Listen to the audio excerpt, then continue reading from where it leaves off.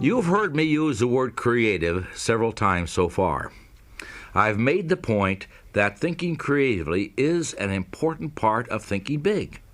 But a lot of people are intimidated by that word creative. But they shouldn't be. Let me clear up a common fallacy about the meaning of creative thinking. Certain fields such as art and architecture and music and writing and science and a few others have been labeled creative. Now certainly, those fields do involve a lot of creativity, but creative thinking is not reserved for a few special occupations or a few special people. Well then, what is creative thinking? Let me give you some examples. When a low-income family devises a plan to send their children to college, believe me, that's creative thinking. When a neighborhood group turns the neighborhood's most undesirable lot into a beauty spot, that's creative thinking. When a minister develops a plan that doubles his Sunday attendance, he's simply applying creative thinking. Figuring out ways to simplify record keeping, coming up with a new use for a computer program, selling the impossible customer, keeping the kids occupied constructively.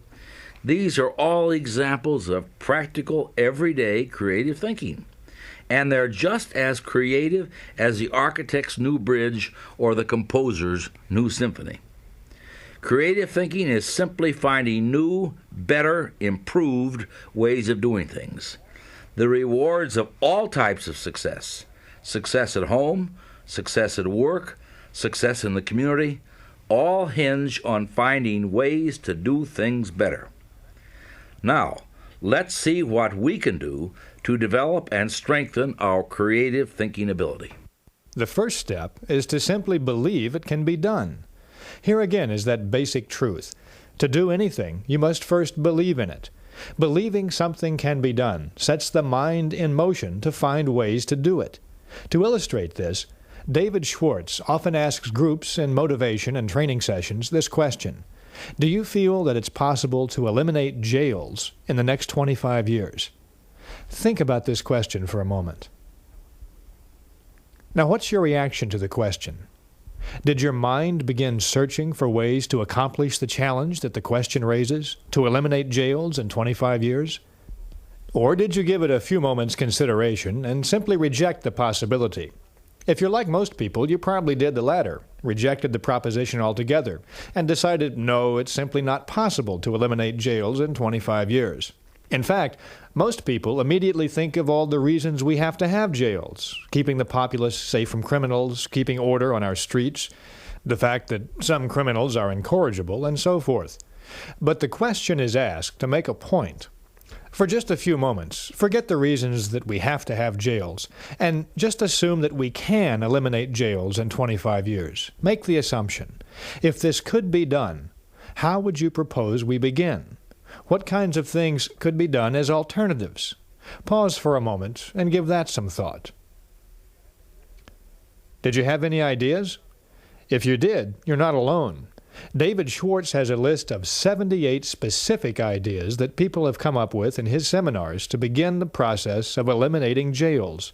Things like establishing youth centers to cut down on crime, conducting research to spot potential criminals before they commit a crime, working to eliminate poverty, educating law enforcement personnel in positive methods of reform. Now, the point of this, again, is not really to eliminate jails. The point is to illustrate that when you believe something is impossible, your mind goes to work for you to prove why it's impossible. But when you really believe that something can be done, your mind goes to work and helps you find ways to do it. Believing something can be done paves the way for creative solutions. Believing something can't be done is pure destructive thinking. This applies to all situations, little and big. Political leaders who don't genuinely believe that permanent world peace can be attained will fail in their pursuit of peace, because their minds will be closed to creative ways to bring about peace. Likewise, the salesman who doesn't believe that that prospect can be sold won't sell that prospect. But, and this is the important part, you can find solutions to business and personal problems if you believe you can. You can find a way to buy a new, larger home if you believe you can. Belief releases your creative power. Disbelief puts the brakes on. Belief is basic to creative thinking. Now, here are 2 suggestions that are guaranteed to help you develop your ability to think creatively. First, eliminate the word impossible from your thinking and speaking vocabularies. Impossible is a failure word. The thought, "it's impossible," sets off a chain reaction of other thoughts to prove it's impossible. Second, conduct this experiment. Think of something special you've been wanting to do, but felt you couldn't. Buying a new television, or taking a trip to Europe, or taking a dancing class, or whatever. Now make a list of the reasons why you can do it. Many of us defeat our desires simply because we concentrate on why we can't achieve them. But for successful people, the only thing worthy of mental attention is why they can. So find the reasons you can do the special things that you want to do, and then put those reasons to work to accomplish them. Dr. Wernher von Braun, the scientist who was so instrumental in our manned space flight program, once said something very significant. He said, "Man belongs where man wants to go." Now that's the kind of attitude that gets things accomplished, that gives rise to positive, creative thoughts. That's the exact opposite of the kind of thinking that holds so many people back. I call that kind of thinking traditional thinking. You see, traditional thinking is the enemy of creative thinking. The traditional thinker's mind is paralyzed. The traditional thinker says, "It's been this way for 100 years, so it must be good, and it's got to stay this way. Why should we change?" Well, I'll tell you why change is worth risking. Change is what brings about progress, personal progress, work progress, world progress. If you want success, the only way you're going to get success is through change. Taking some risk, thinking of new, different, creative approaches to your work, your life. Average people always have resented progress. And in passing, let me define average for you. Average should be defined as the worst of the best and the best of the worst. Average people raised their voices in objection when the first automobiles appeared, on the grounds, they said, that it was natural for us to walk and ride horses. Average people protested when the airplane appeared because people somehow had no right or business flying. Around the turn of the century, a sales executive came up with what he called the scientific principle of sales management.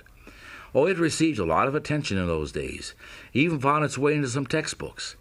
That principle stated that there is only one best way to sell a product, and the salesperson's job is to find that way and never deviate from it. Well, the truth is that there is no one best way to do anything. There's no one best way to mow a lawn, decorate an apartment, or run a business, or sell a product. There are as many best ways as there are creative minds. Nothing grows in ice. If we let traditional thinking freeze our minds, new ideas can't grow. So, here are some specific ways to fight traditional thinking. Become receptive to new ideas. Welcome new ideas. Destroy those thought repellents, "won't work, can't be done, it's useless, or it's stupid." Become an experimental person. Break up your fixed routines. Expose yourself to new restaurants, new books, new theaters, or new friends. Take a different route to work some days, and take a different vacation this year. Do something new and different this weekend. If you work in distribution, develop an interest in production, accounting, finance, and the other elements of business. This gives you greater breadth and prepares you for larger responsibilities. Be progressive, not regressive. Don't say, "That's the way we did it where I used to work, so we ought to do it that way here." But say instead, "How can we do this better than we did where I used to work?" Use forward, progressive thinking in every facet of your life. Get up an hour earlier and do some daily planning. or think of some other way to vary your daily routine. Remember, traditional thinking is personal enemy number one of your creative success program.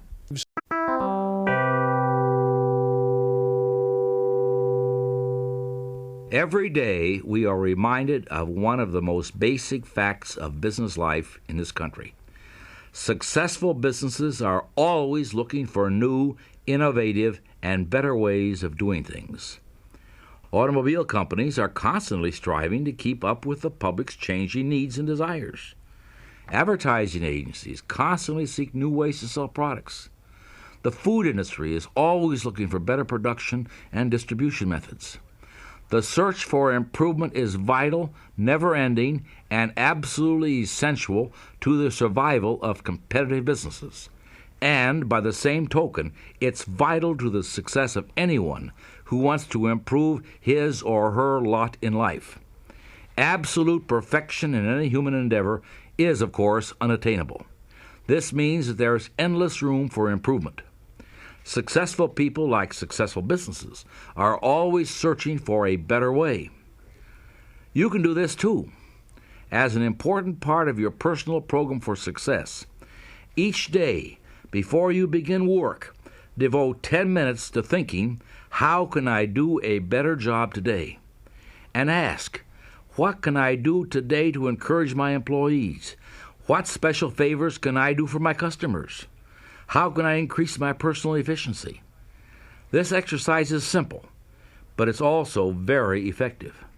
Try it, and you'll find unlimited creative ways to win greater success. A few months ago, one of the executives in our department left on very short notice, which, needless to say, really put our department on the spot as there was no one to replace him. The day he left, the vice president of our department, who is my boss, called me in and told me he was going to try and divide up the work amongst a couple of the people in the department.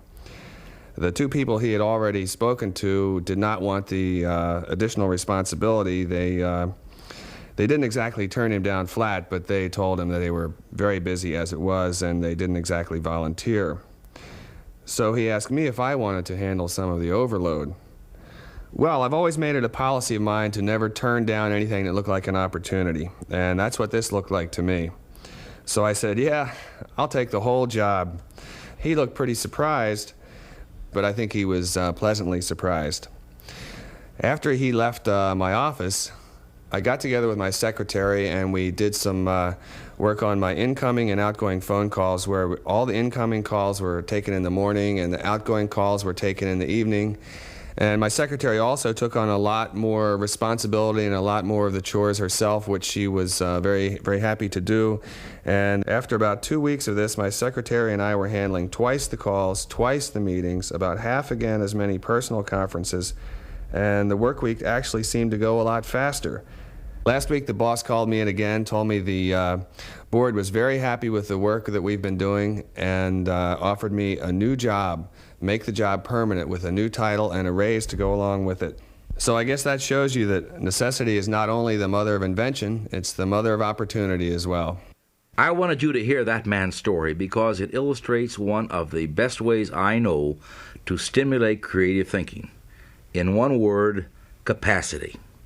In any endeavor you choose to pursue, the success formula is first, do what you do better, and second, do more of it. Improve both the quality and the quantity of your output. That second part means increasing your capacity. Remember our analysis of time excusitis? This is where you can put that cure to work. There is a two-step procedure that can show you how. First, always eagerly accept the opportunity to do more. It's a compliment to be asked to take on new responsibility. Accepting greater responsibility on the job makes you stand out. It shows you're more valuable. Now, the second step is this. Concentrate on how can I do more. Ask that question, and creative answers are certain to come.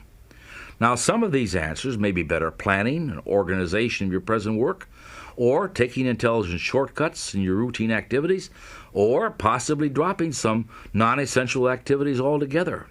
But again, the solutions for doing more will appear when you ask the question, how can I do more? Earlier, I cited an old business axiom. If you want something done, give it to a busy person. I personally refuse to work on any project with someone who has plenty of time. The lesson I've learned from painful experience over the years is that the person with plenty of time generally wants to keep it that way. He's more interested in avoiding responsibility than he is in increasing his output. All successful, competent people are busy. All the successful businesses I know are busy. These businesses constantly ask themselves, how can they increase their output? Now, why not ask yourself the same question? How can you increase your output?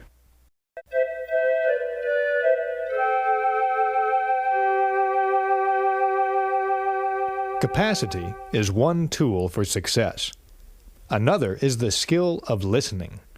In any organization, whether it's government or business or the arts or any other endeavor, listening becomes more important and more prevalent the higher you go up the executive ladder. The more responsible the position, the more likely the person holding it is to be a good listener. You will never find an executive in any healthy organization buttonholing someone in the hall and running down all their problems to them. That's the tactic of a mediocre person, the one who's envious of the power and success of others. If you have a conversation with a high-level executive at work, you'll probably find that the executive encourages you to do most of the talking, while he or she does most of the listening. That's the mark of a leader. Success-minded people tend to monopolize the listening, while small-minded people tend to monopolize the talking. The reason for this is that a leader in any field is a kind of human decision-making machine, and for that machine to work, it has to have raw materials, and the raw materials for making decisions are the ideas and opinions of other people, in addition to one's own. Other people won't provide answers and solutions, but they will provide the grist for the leader's creative mill. So if you walk into a top-level meeting at General Motors or the White House or the local school board, you'll most likely find that the person in charge is listening to what others have to say. That person knows that listening is what will give them the information they need to make tough, important decisions. To develop your own listening skills, try this procedure. First, encourage others to talk. In personal conversations or in group meetings, draw out other people with phrases like, "Tell me about your experience," or "What do you think should be done about this?" or "What do you feel is the key point here?" This will give you two important benefits.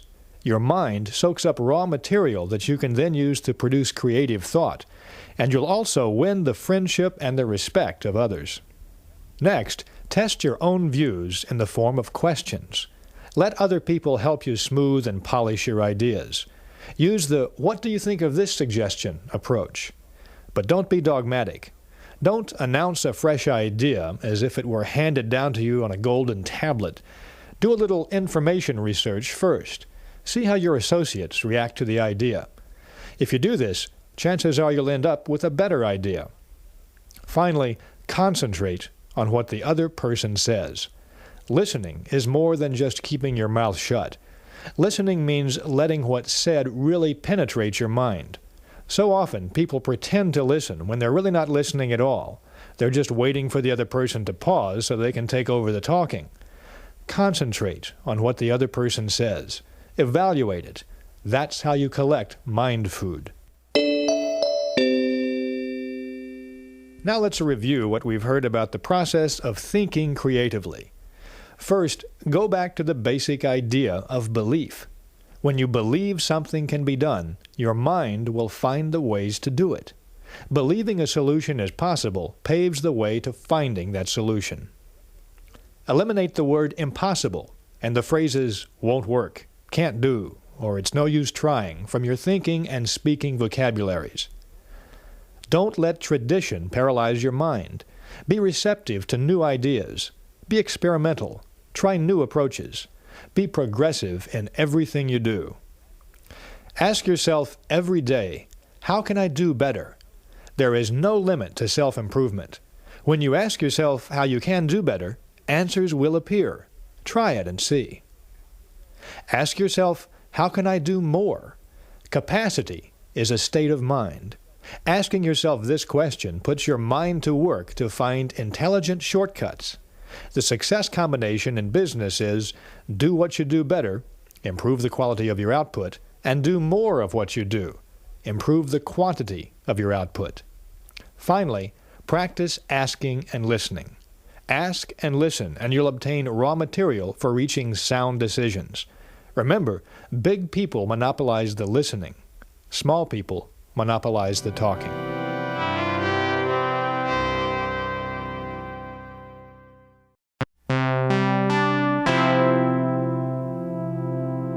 Thinking big, believing big, conquering the failure disease, excusitis, and learning to think creatively.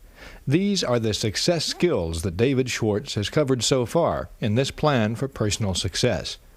To get these skills working for you, to really make them operative in your daily life, takes an additional important ingredient: confidence. Confidence means convincing yourself that your belief in your own value and your own ideas is real, and it won't waver in the face of adversity. So building confidence is the next step in this plan, and the most effective way to do that is to start by destroying fear. Fear is success enemy number one.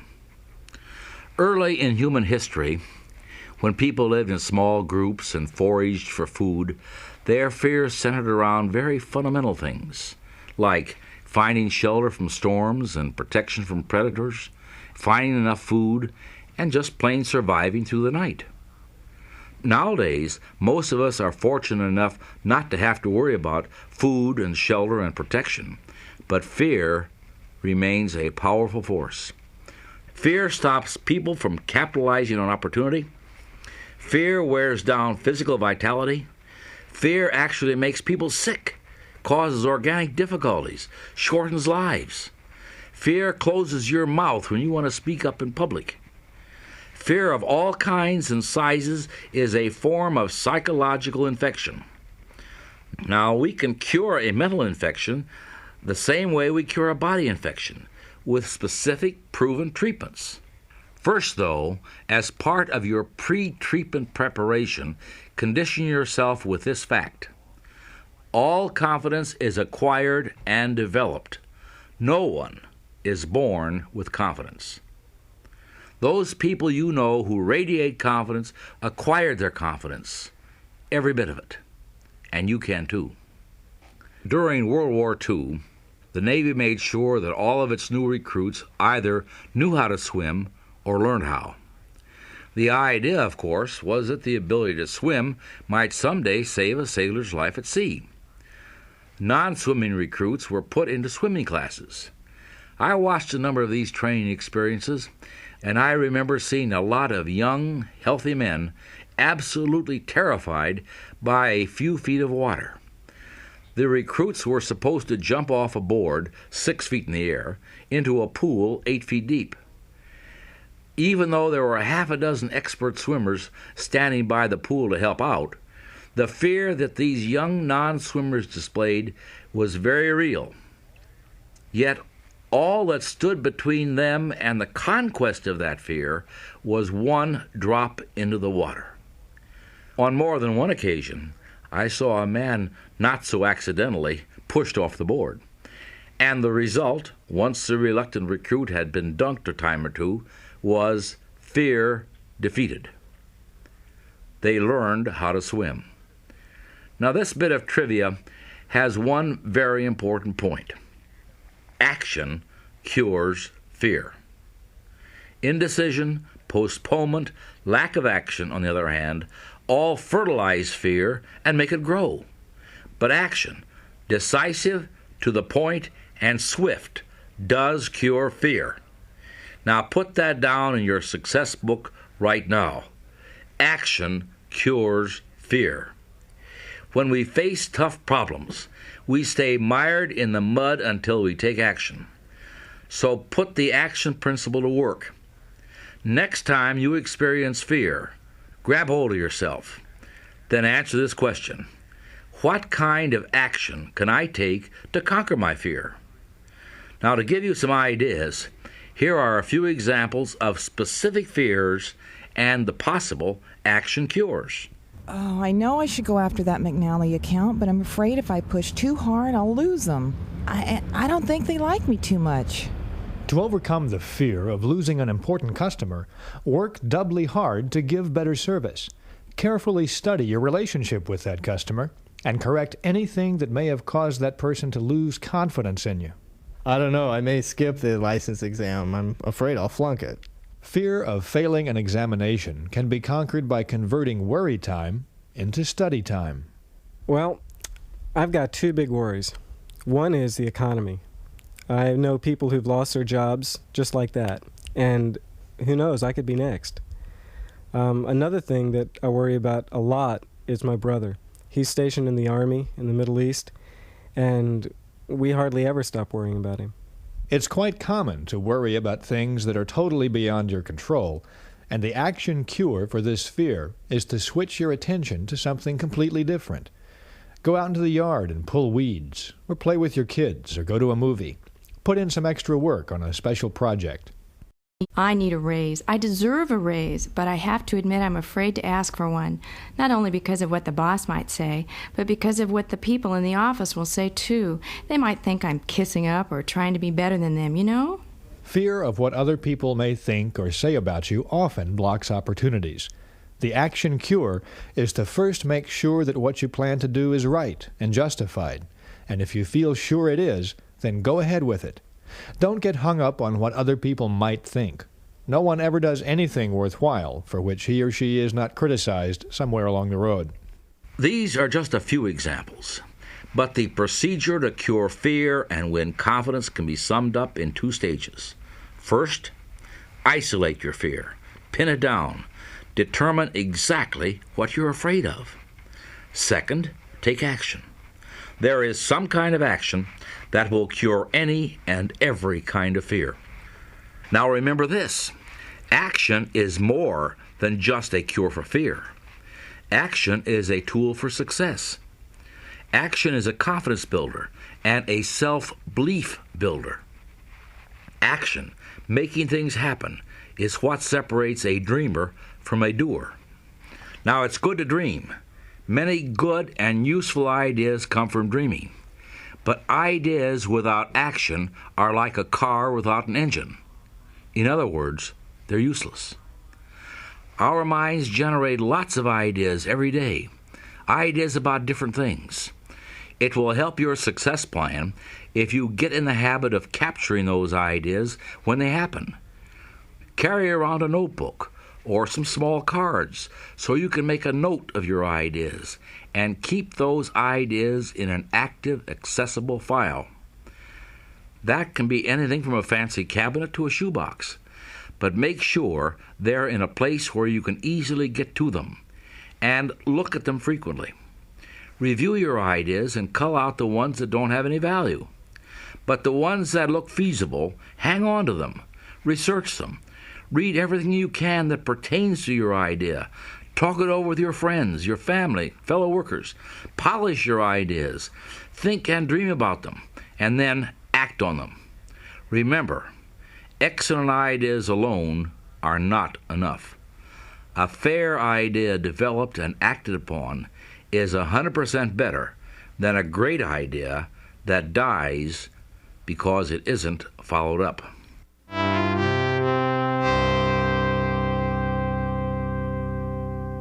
Remember the first experiment in your people laboratory? We suggested that you pick 2 successful people and 2 unsuccessful people and see how the attributes that David Schwartz describes fit those individuals. Well, think about that experiment again and see how this model applies. People tend to fall into 2 general categories. Successful people are active. They take action, get things done, follow through on ideas and plans. Unsuccessful people tend to be more passive. They are don'ters. They postpone doing things until they can prove to themselves that they shouldn't do them or can't do them anyway. For purposes of this example, we'll call the active person Mr. A and the passive person Mr. P. Now let's examine some typical Mr. A and Mr. P behaviors.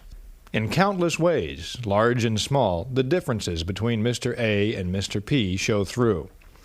An employee at work does a particularly good job on a tough assignment, and Mr. A decides to write him a note to congratulate him on his achievement. As soon as he makes that decision, Mr. A sits down, writes the note, and has it delivered. Mr. P decides to write a note too, but he has some other things to do right now, so he doesn't get to it right away. And then he forgets for a day or two, and the note, in fact, never gets written. Mr. A, at the age of 45, decides he wants to go into a new line of work. He researches the field he's interested in, decides on a course of action by formulating a plan for success, and he follows through, step by step. In 2 years, he's on a new career course, and he's glad he made the change. Mr. P, at the same age, also gets the idea that he'd like to try something new. But he sits down and thinks it over, and decides that it's better not to rock the boat at his age, because if he failed, he'd be too old to make a comeback. Mr. A gets the things done that he wants to do, and as a byproduct, he gains confidence. He gets a feeling of inner security, self-reliance, and he also earns more income. Mr. P is afraid to act. He doesn't do the things that he wants to do. He limits his possibilities by convincing himself of the folly of action. As byproducts, he loses confidence in himself, becomes negative about life, and he lives in mediocrity.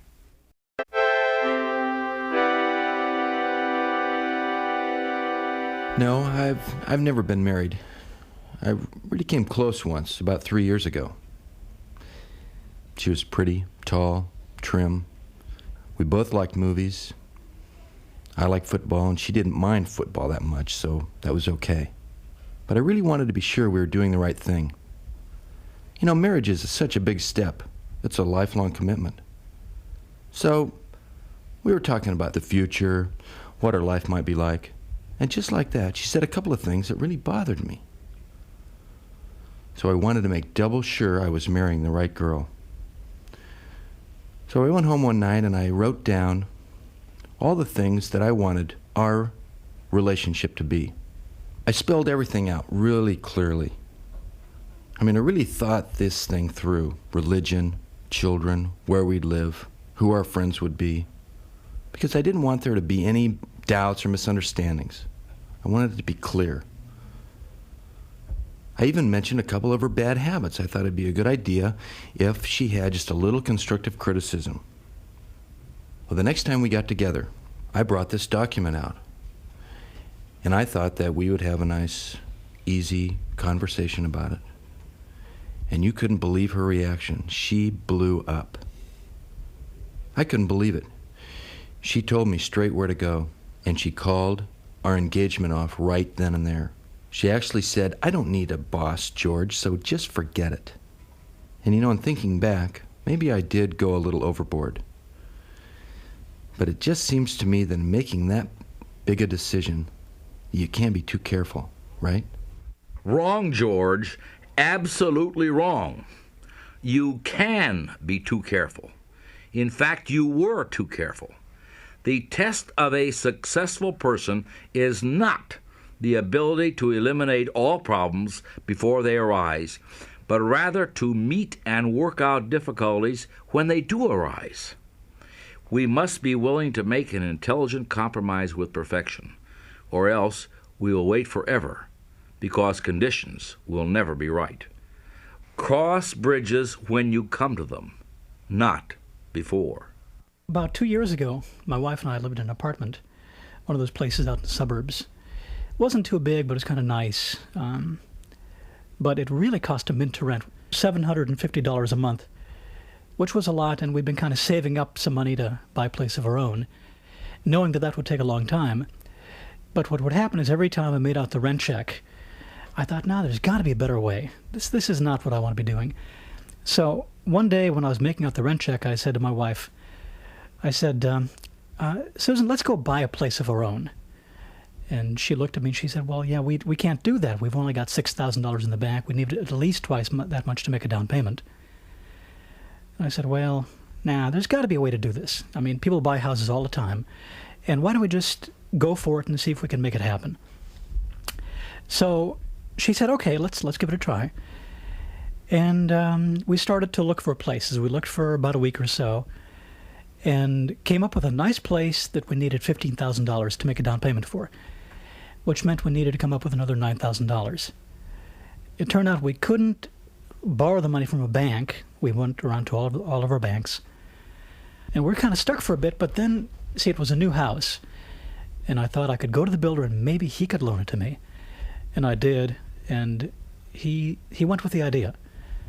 And that meant we only had to come up with another $450 a month to pay back this loan, because we had to pay it back over a 2-year period.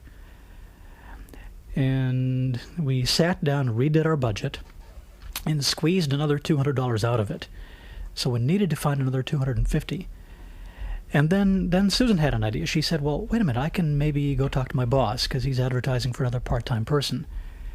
And she did. She explained the situation. We needed another $250, and she knew he couldn't afford to give her a raise. But if she could do this other job, he would get a good employee, we could get the money, and everybody be happy. Well, the guy was so surprised, he said, yeah, let's do it. Let's go for it. So we did it. Everybody was happy. We're paying the house off now. We're living in a nice place. And I guess where there's a will, there is a way. Jim and Susan get A's for action on this one. They didn't let obstacles stand in their way, and they didn't wait for things to be just right before they acted. They decided they wanted something, and they went for it. The resolution to take action ignited their minds to think of ways to accomplish their goals. On top of that, they both gained tremendously in new confidence. It'll be much easier for both of them to take action in future situations. Both of these examples point up the benefits of action. You give your ideas value by acting on them. Again, regardless of how good an idea is, it is useless until you act on it. A good idea not acted upon brings tremendous psychological pain. But a good idea acted upon brings enormous mental satisfaction and peace of mind. Action, you see, feeds and strengthens confidence.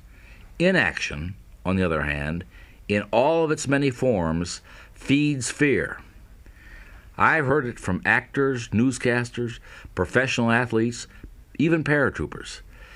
It's the waiting, it's the anticipation of a big event. That's the hard part.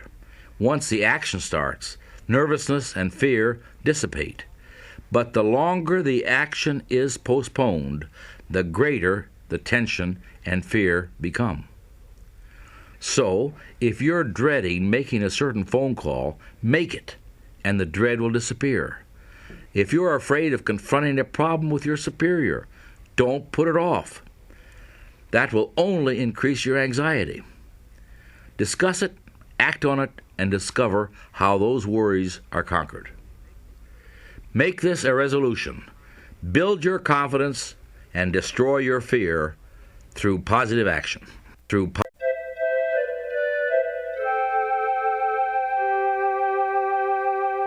Someone once said that the most difficult problem in life is getting out of a warm bed into a cold room. That's a difficulty a lot of people face. The longer you lie there thinking how unpleasant it will be to get up, the more difficult getting up becomes. This is another case where a quick injection of action is needed. Writers often talk about writer's block, the inability to get started. But the writer who waits for inspiration to come will probably be waiting for a very long time, may never even get a word on paper. Salesmen have frequently noticed that the hardest call to make is the first one of the day, the one that gets them started. But until the salesman takes the plunge, he or she is not a salesman at all. They're just a person thinking about being a salesman. But listen, here's a writer with an idea about getting started. When I've got deadlines to meet, I simply can't wait for the spirit to move me. So I use what's called a mind force technique. I make myself sit down at my desk, then I just pick up a pencil or a pen or whatever, and I just go through the mechanical motions of writing. Sometimes I just doodle, sometimes I just, the idea is just to get my fingers and arms in motion. If there's a particular subject I'm writing on, I'll start writing anything at all that I can think of about that subject. Pretty soon, without being conscious of the transition, my mind gets on the right track and I just go from there. People who get things done in this world don't wait for the Spirit to move them. They move the Spirit. Try these 2 exercises and see for yourself. First, use this mechanical starting method to accomplish simple but unpleasant business or household chores. Rather than thinking about the task, just jump right in and start doing it without any deliberation. Washing dishes, for example, or filing those papers at work. Don't even let yourself think about it. Just start doing it. That's the most effective way to handle these chores. Second, once you've done a few chores this way, use the mechanical method to create ideas, map out plans, solve problems, and do other work that requires top mental performance. One good way to get going on big projects is with a very inexpensive investment, a pencil and paper. With these 2 tools, you can tie your mind to a problem. When you write a thought on paper, your full attention is automatically focused on that thought. That's because the mind is not designed to think one thought and write another at the same time. And when you write on paper, you write on your mind, too. Tests prove conclusively that you remember something much longer and much more exactly when you write it down on paper. In addition, once you master this pencil and paper technique for concentration, you can think in noisy and distracting situations. When you want to think, just start writing, or doodling, or diagramming. It's an excellent way to move your spirit.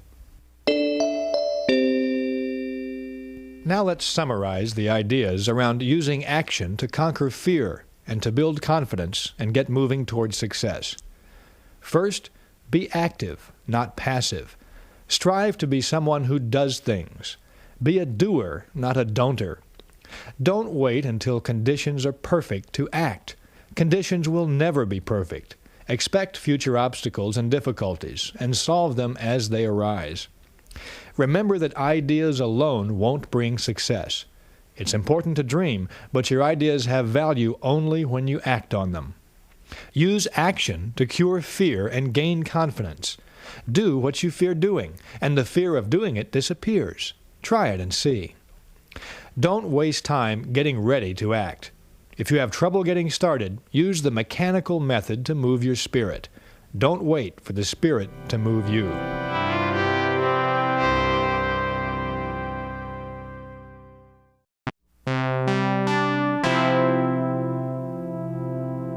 We're talking about self-confidence and the things that help build it, as well as the things that can destroy it. One of the major obstacles to building self-confidence is often your own memory. Lack of confidence is one result of what I call a mismanaged memory. Here's how a mismanaged memory works. Your brain is a lot like a bank. Every day you make thought deposits in your mind bank, and these thought deposits grow and become your memory. When you settle down to think, or when you face a problem, in effect you say to your memory bank, "What do I already know about this?" Your memory bank automatically answers and supplies you with bits of information relating to this situation that you've deposited on previous occasions. Your memory, then, is the basic supplier of raw material for your new thought. Now, the teller in this memory bank of yours is very reliable. He does exactly what you tell him to do. If you approach him and say, "Mr. Teller, let me withdraw some thoughts I deposited in the past, proving I'm inferior to just about everybody else," he'll say, "Right away, sir. Recall how you failed 2 times previously when you tried this? Recall what your 6th grade teacher told you about your inability to accomplish things? Recall what you overheard your fellow workers saying about you last week?" And so on and so forth. This teller will continue digging out of your brain thought after thought that proves you're inadequate. But suppose you visit this memory teller and you give him this request. "Mr. Teller, I face a difficult situation. Can you supply me with any thoughts that will give me reassurance?" And again, the teller says, "Right away, sir." But this time, he delivers thoughts you deposited earlier that say you can succeed. Recall that excellent job you did in a similar situation before? Recall how much confidence Mr. Sawyer placed in you. Recall the respect your friends have given you for your abilities in this area, and so forth. Your teller lets you withdraw the thought deposits that you want to withdraw. After all, it's your bank. So there are two specific things you can do to build confidence through efficient management of your memory bank. First, deposit only positive thoughts in your memory bank. After all, everyone faces plenty of unpleasant, embarrassing, and discouraging situations. But unsuccessful and successful people deal with these situations in opposite ways. Unsuccessful people dwell on them and make them prominent in their memory. They don't take their minds away from them. At night, the unpleasant situation is often the last thing they think about. Successful people, on the other hand, don't give these situations another thought. Once they've gotten through them, they don't put them in the forefront of their memories. Quite the contrary, successful people specialize in putting positive thoughts into their memory banks. Imagine what would happen to your car's engine if you scooped up a handful of dirt every morning and put it into the crankcase. That engine would soon be a mess. It wouldn't be able to do what you wanted it to. Negative thoughts have the same effect on your mind and your confidence. They produce needless wear and tear on your mental motor. They put you on the side of the road while others drive ahead. So get in the habit of depositing positive thoughts into your memory bank. Just before you go to sleep, count your blessings. Recall the many good things you can be thankful for. Your family, your friends, your health. Recall the good things you saw people do today and the good things you heard them say. Recall your own personal victories and accomplishments, large and small. Go over the reasons why you're glad to be alive. The second thing you can do to build confidence through efficient management of your memory bank is to withdraw only positive thoughts from it. When you're alone with your thoughts, driving your car or having a quick lunch, or maybe on a business trip alone in the evening, don't dwell on whatever problems or troubles may be in your life at the moment. Remember instead the positive things, the good times you've had, the successes, the reasons that you're doing as well as you are. Mental health professionals tell us that some people create, in effect, their own private museums of mental horror by excluding positive thoughts from their memories and dwelling on negative ones to the point of obsession. These are obviously extreme cases, but many of us tip the balance to the negative in our memory banks, and that can often impede our personal progress. And whether the psychological problem is big or little, the cure comes when you learn to quit drawing negatives from your memory bank and draw positives instead. Don't build mental monsters. Refuse to withdraw unpleasant thoughts from your memory bank. When you remember situations of any kind, concentrate on the good part of the experience. Forget the bad. If you find yourself thinking about the negative side, turn your mind to something else. Take a nap. Go for a bike ride. Work in the yard. You don't need negative thoughts. You can live much better on a pure diet of positive ones. The encouraging thing that you'll discover if you practice these attitudes is that your mind will cooperate with you. Your mind really doesn't want the negative thoughts. If you ignore them, your teller will eventually cancel them out of your memory bank. One of the most common mental monsters we build is our impression of other people and how we measure up to them. People often fear other people. Why is this? Why do so many people feel self-conscious around other people?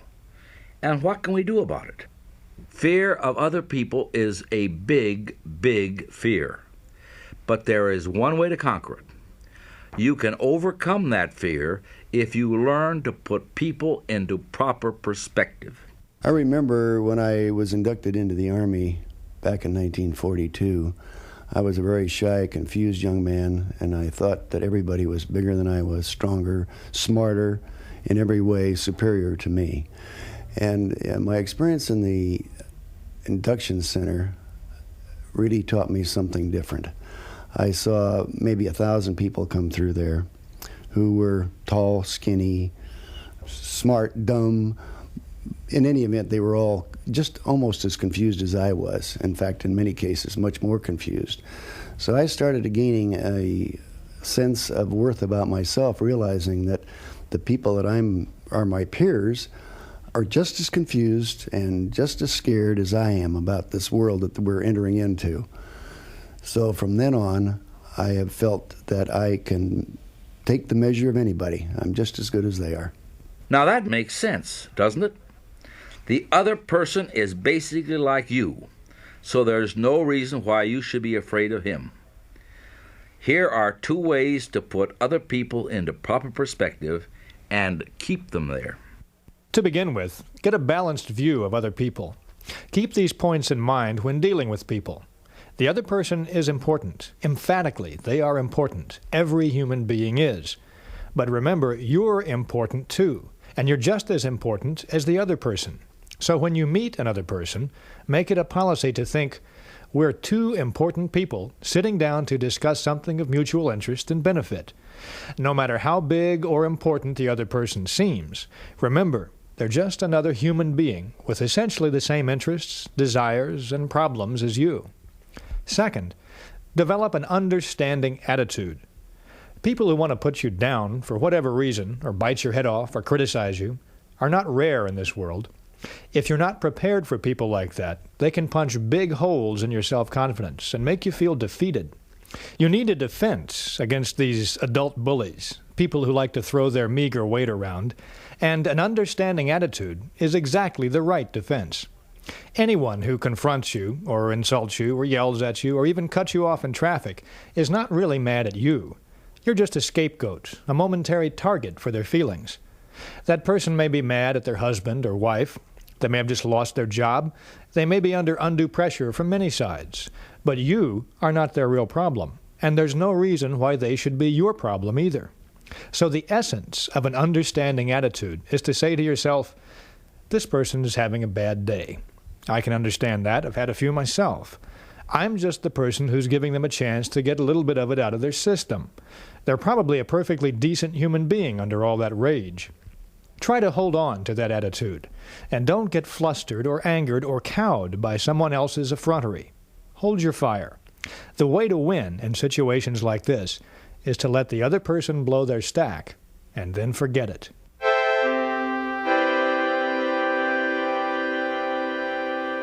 For many years, there is a textbook that's been a standard in college psychology courses. It was written more than 30 years ago by a Dr. George W. Crane. In this book, Dr. Crane wrote, and I quote, "Remember, motions are the precursors of emotions. You can't control the latter directly, but only through your choice of motions or actions. Go through the proper motions each day, and you'll soon begin to feel the corresponding emotions." In other words, we can change our attitudes simply by changing our physical actions. So, besides managing your memory, you can manage your emotions too to help build more confidence and destroy fear. To give you one quick example, right now, no matter what you're doing or what you're thinking, break into a great big smile. Just smile as big as you can. Smile like a circus clown. Show all your teeth. Now, doesn't that make you feel a lot more like smiling? Doesn't that make you feel better, a little happier? And on the negative side, if you frown, a really bitter frown, you'll find that you feel more like frowning, and you'll feel all the negative emotions that go along with that expression. It's easy to demonstrate that managed motions can change emotions. People who are shy in introducing themselves can replace this timidity with confidence just by taking 3 simple actions simultaneously. First, reach for the other person's hand and clasp it warmly. Second, look directly at the other person. Don't look away. And third, say, "I'm very glad to know you." These 3 simple actions automatically and instantaneously banish shyness.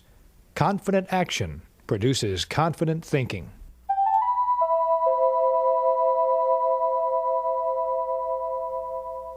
Here are some confidence-building exercises that are based on managed motions. Listen to these carefully. Once you have them committed to memory, make a conscious effort to practice them and build your confidence. Here they are. First, be a front seater. Maybe you've noticed in meetings and classrooms how the back seats tend to fill up first.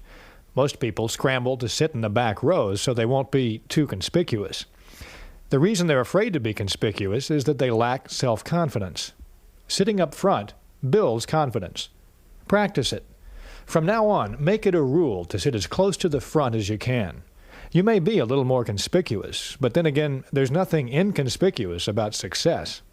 Second, practice making eye contact. The way a person uses their eyes tells us a lot about them.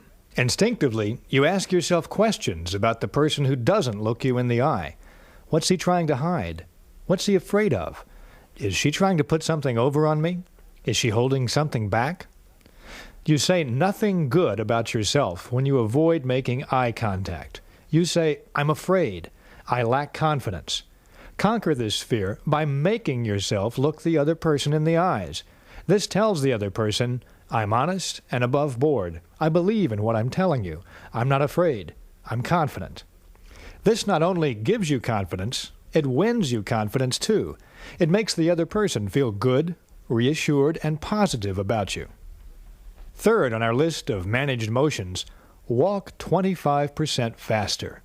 Psychologists link slovenly postures and sluggish walking to unpleasant, self-defeating attitudes. Conversely, a jaunty walk and a healthy posture are signs of a confident, successful person.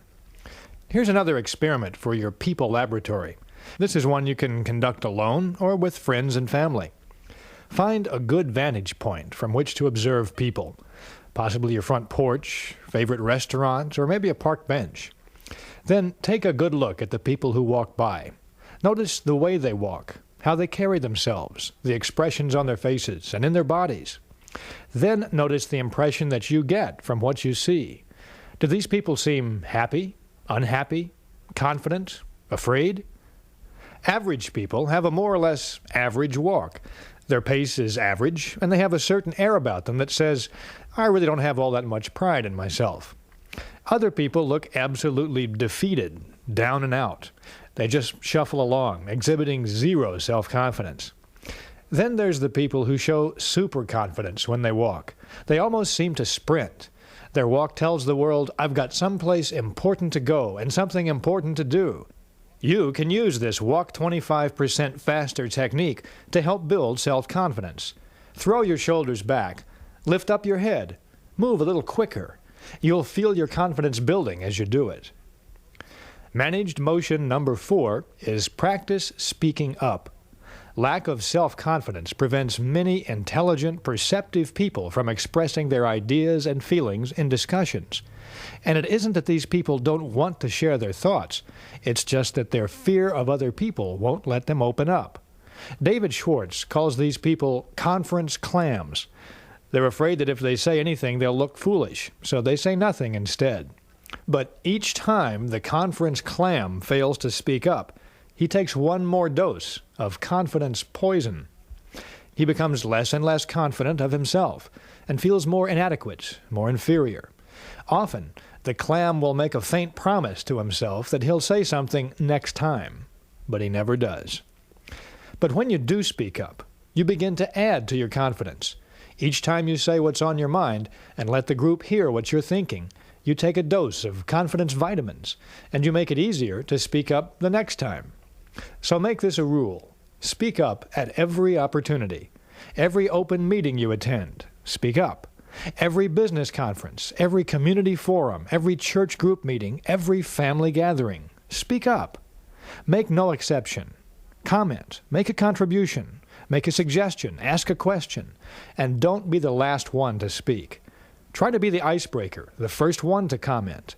Speak up slowly and clearly, and don't rush through what you have to say. When you speak rapidly, it makes you sound unsure of your ideas. When you speak slowly, you sound more profound, more confident, and more understandable as well. Remember, like all action, the longer you postpone it, the worse the fear becomes. So don't wait, and never worry about looking foolish. You won't. For every person who doesn't agree with you, chances are great that at least one other person will. Quit asking yourself the question, I wonder if I dare speak. Instead, concentrate on getting the discussion leader's attention so you can speak. The final managed motion technique brings us back to where we started. Smile big. We demonstrated just a few minutes ago that a smile can give you a big boost. A smile is great medicine for confidence deficiency. But lots of people still don't really believe this because they've never tried smiling when they feel fear. So try the smile test once more. Put that big, foolish grin back on your face and try to feel defeated and down and out about yourself at the same time. It's like trying to keep your eyes open while you sneeze. You simply can't do it. A big smile gives you confidence. A big smile defeats fear and rolls away worry, and it cures despondency. And a real smile does more than just boost your spirits. A real smile, a genuine smile, melts away the opposition of others. Another person can't be angry with you if you give that person a big, sincere smile. Just recently, a little incident happened to me that illustrates that point. I was sitting at an intersection waiting for the light to change, and bam! The driver behind me let his foot slip off the brake, and he gave my rear bumper an instant crash test. I looked in my rearview mirror, and I saw him getting out, so I got out too. I forgot my own rule book, and I was about ready to give him a good piece of my mind. I have to confess I was ready, verbally, to bite him into pieces. But, fortunately, before I got the chance, this fellow walked up to me, smiled a big, sincere smile, and said in a most earnest voice, "Friend, I really didn't mean to do that." That smile matched his comment perfectly, and it really melted me. I just mumbled something about, "Oh, that's okay, it happens all the time." With that smile and that sincere comment, he had turned my opposition into friendship. That brought the whole idea of managed motions home to me all over again. Smile big, and you feel like happy days are here again. But remember to really smile. Don't make it a half-hearted, wimpish grin. That kind of smile is not guaranteed. So smile until your teeth show. Now, you've probably heard someone say, or perhaps thought to yourself, "But when I'm angry or afraid, I don't feel like smiling." Well, of course you don't. No one does. The trick is to tell yourself forcefully, "I am going to smile," and then do it. And in the process, you automatically harness the power of smiling. Now let's sum up these latest confidence builders. First, make a supreme effort to put only positive thoughts in your memory bank. Don't let negative thoughts grow into mental monsters. Simply refuse to recall unpleasant events or situations. Remember to keep people in proper perspective. People are much more alike than they are different. So get a balanced view of other people. Develop an understanding attitude. Many people will bark, but very rarely will they bite. And finally, make everything you do say, "I'm confident, really confident." Practice the techniques of managed motions. Be a front seater. Make eye contact. Walk 25% faster. Speak up. And when you do, speak slowly and clearly. And finally, smile big.